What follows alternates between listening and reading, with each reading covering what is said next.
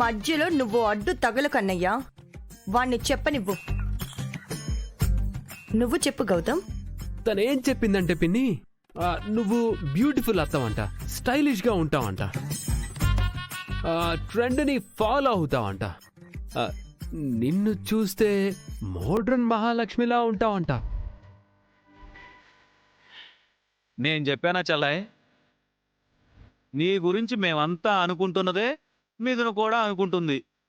నా గురించి మిథున ఇంకా ఏం చెప్పింది గౌతమ్? ఆహా, ఇంకా అంటే ఒక్క నిమిషం పిన్ని, ఇట్రా.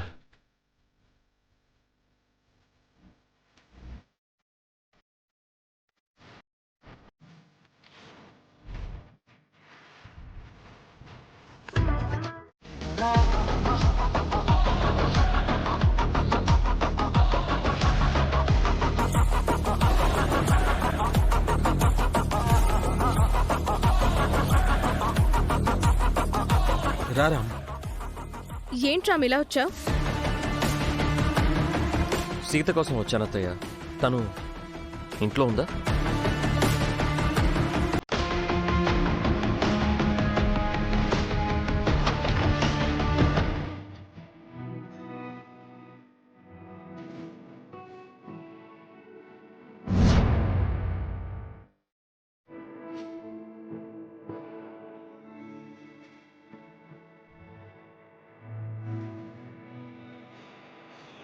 నీకోసం రామొచ్చాడు సీత.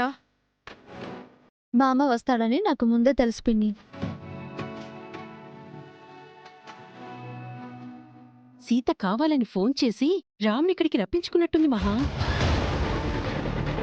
సీత ఫోన్ చేస్తే మాత్రం రామ్ ఎందుకు వచ్చినట్టు? Thank you so much Sita.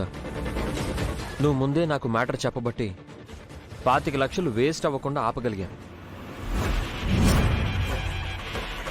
25 లక్షలేంటి Ram? రేపు ఎంగేజ్మెంట్ అని ఆ మిథున గౌతమ్ గారిని 25 లక్షలు నెక్లెస్ కావాలని అడిగిందంట అత్తయ్య. 25 లక్షల నెక్లెస్సా? బాగా కాస్ట్లీ గిఫ్టే అడిగింది. ఇంకా పెళ్లి కూడా కాకుండా అంత కాస్ట్లీ గిఫ్ట్ ఎందుకు అని మహాలక్ష్మి పిన్ని గౌతమ్కి ఆ డబ్బులు ఇవ్వకుండా నేను ఆపాను. సీత వల్ల 25 లక్షలు సేవ్ అయ్యాయి. అమ్మో, మా సీత ఇక్కడున్నా ఆ ఇంటి గురించి నీకు హెల్ప్ చేస్తుందన్నమాట. అవునత్తయ్య. ఈరోజు ఈ విషయం అనే కాదు, మొన్న సీత కిడ్నాప్ విషయంలో అర్చన పిన్ని ఇన్వాల్వ్మెంట్ ఉందన్న నిజం కూడా సీత వల్లే నాకు తెలిసింది.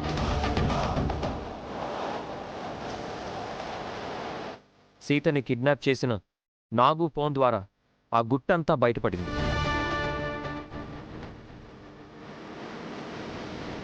అందుకే ఆ రోజు అర్చన పిన్నికి షేర్స్లో వాటా ఇవ్వకుండా ఆగిపోయాను.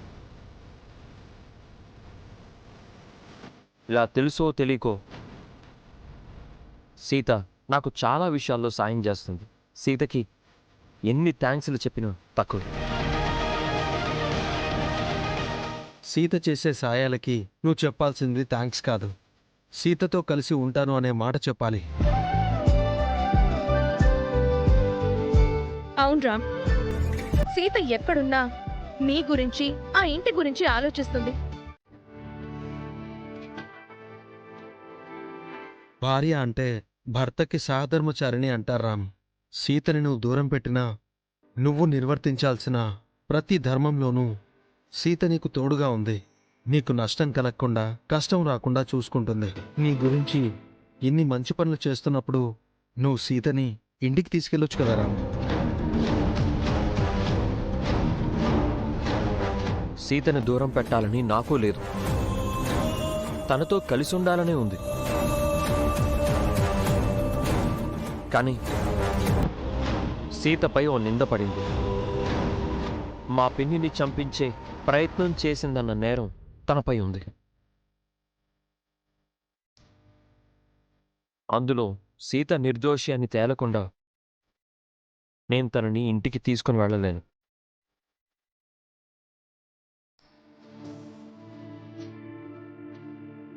నా మీద పడ్డ నింద తొలగిపోకుండా నీతో ఆ ఇంటికి రావడం నాకు ఇష్టం లేదు మామ.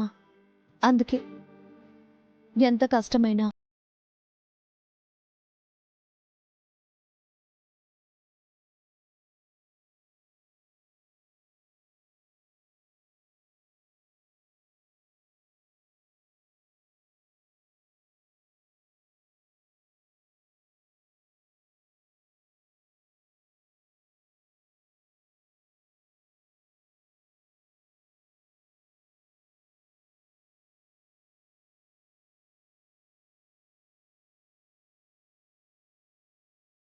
ఆ రాముడు ఎంత బాధపడ్డాడో నన్ను దూరం చేసుకుని నువ్వు అంతే బాధపడుతున్నావని నాకు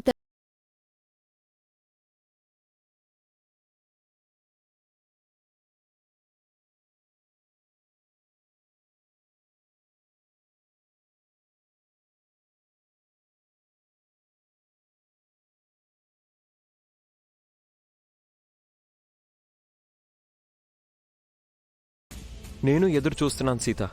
నీ మీద పడిన నింద తొలగిపోయి మనం కలిసే క్షణం తొందరగా రావాలని కోరుకుంటున్నాను. ఇప్పటికైనా నువ్వు రియలైజ్ అయ్యావు రామ్. సీత గురించి తెలుసుకున్నావు. సీత ఎప్పటికీ తప్పు చేయదన్న నిజం నీ మనసుకు తెలుసు రాము. మీ పిన్ని వాళ్ళకు కూడా తెలిసే రోజు త్వరలోనే వస్తుంది. Okay Sita, once again thank you so much. ఇక నేను బయలుదేరుతాను. మంచిది మామ, త్వరలోనే కలుద్దాం.